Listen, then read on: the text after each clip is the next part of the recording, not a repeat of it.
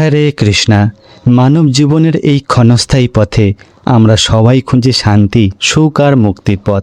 আর সেই পথকেই আলোকিত করে দেয় আমাদের শাস্ত্র, আমাদের ব্রত ও ভক্তি। তেমনি এক মহাপবিত্র দিন হলো বরুথিনী একাদশী। এমন একটি তিথি যা শুধুমাত্র একটি উপবাস নয় বন্ধুরা, বরং আত্মা শুদ্ধি, পাপ মুক্তি ও ভগবানের করুণা লাভের এক অপূর্ব সুযোগ।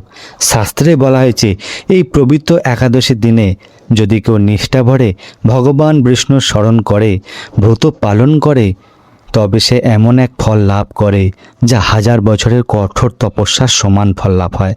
ভাবুন তো, এই কলিযুগে যেখানে আমাদের মন সবসময় অস্থির থাকে, সেখানে একটি দিনের ভক্তি আমাদের জীবনের অন্ধকার দূর করে দিতে পারে। এটাই তো ভগবানের অসীম করুণা। সারা বছরে 24টি একাদশী আসে, আর প্রতিটি একাদশীরই রয়েছে আলাদা আলাদা মাহাত্ম্য। কিন্তু বরুথিনী একাদশী বিশেষভাবে পরিচিত পাপ ক্ষয় ও সৌভাগ্য বর্ধনের জন্য। তাই এই দিনে ভগবান নিজেই ভক্তের হৃদয়ে বাস করে থাকেন, তার সব দুঃখ কষ্ট পাপ ধুয়ে দেন। তো আসুন জেনে নিই 2026 সালের বরুথিনী একাদশীর সময় পঞ্জিকা অনুযায়ী কখন একাদশী তিথি শুরু হচ্ছে। কখন এই বছর একাদশী তিথি শুরু হবে 13 এপ্রিল 2026 ঠিক রাত 1:17 এবং শেষ হবে 14 এপ্রিল রাত 1:08। তবে উদয় তিথি অনুযায়ী ব্রত পালন করা হবে 13 এপ্রিল সোমবার দিন, আর ব্রতের পালন করা হবে 14 এপ্রিল। তো চলুন জেনে নিই পূজার শুভ মুহূর্ত কখন শুরু হচ্ছে। একাদশীর দিন প্রথম শুভ সময় সকাল ঠিক 5:58 থেকে শুরু হচ্ছে 7:38 পর্যন্ত, আর দ্বিতীয় শুভ সময় থাকছে সকাল 9:10 থেকে শুরু করে 10:46 পর্যন্ত। এই সময়গুলোতেই ভগবানের আরাধনা করলে ভক্তি ও প্রেম বিশ্বাস আরও গভীর হয়, আর পূজার ফল হয় বহুগুণে বৃদ্ধি। তো সকালে সূর্যোদয়ের আগেই প্রথমে ঘুম থেকে উঠে পড়ুন।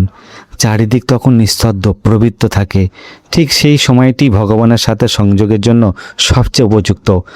স্নান সেরে পরিষ্কার হয়ে নিন, শুচিশুদ্ধ বস্ত্র পরিধান করুন। মনে রাখবেন, বাইরের পরিচ্ছন্নতার সাথে সাথে মনকেও পবিত্র করতে হবে। হিংসা, অহংকার, রাগ সব দূরে সরিয়ে দিন। তারপর বাড়ির মন্দির পরিষ্কার করে গঙ্গাজল ছিটিয়ে দিন, যেন সেই স্থানটি হয়ে ওঠে বৈকুণ্ঠের এক ছোট্ট প্রতিরূপ। ভগবান বিষ্ণুর মূর্তি ও ছবি একটি হলুদ আসনের উপর প্রতিষ্ঠা করুন। হলুদ রং ভগবানের অত্যন্ত প্রিয়, যা ভক্তির প্রতীক। ধূপ জ্বালান, দ্বীপ প্রজ্বলিত করুন, আর আলো যেন আপনার জীবনের অন্ধকার দূর করে দেয়। এই দিন বেশি করে হরিনাম জপ করুন, ভাগবত কথা শ্রবণ করুন, আর যত বেশি সম্ভব নাম জপ করুন। যতটা বেশি সম্ভব এই নাম জপই হলো কলিযুগের সবচেয়ে বড় সাধনা।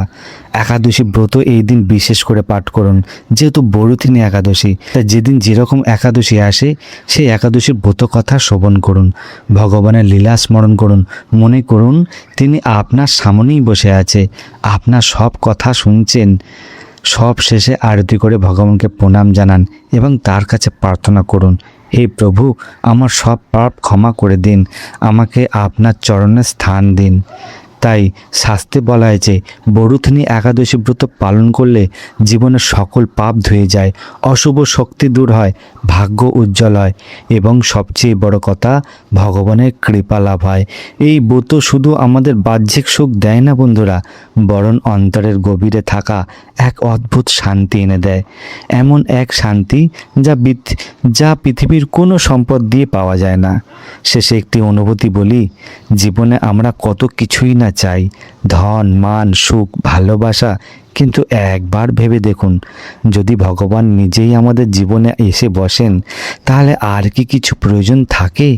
এই বরুথিনী একাদশীতে শুধু নিয়ম পালন নয়, মন থেকে ভক্তি করুন, মন থেকে ব্রত রাখুন, চোখে জল এনে প্রার্থনা করুন ভগবানের চরণে, আর অনুভব করুন সত্যিই ভগবানের উপস্থিতি রয়েছে কিনা। দেখবেন আপনার জীবন ধীরে ধীরে আলোয় ভরে উঠেছে। কেমন লাগলো বন্ধুরা? ভালো লাগলে ভিডিওটি বেশি করে শেয়ার করুন। রাধে রাধে।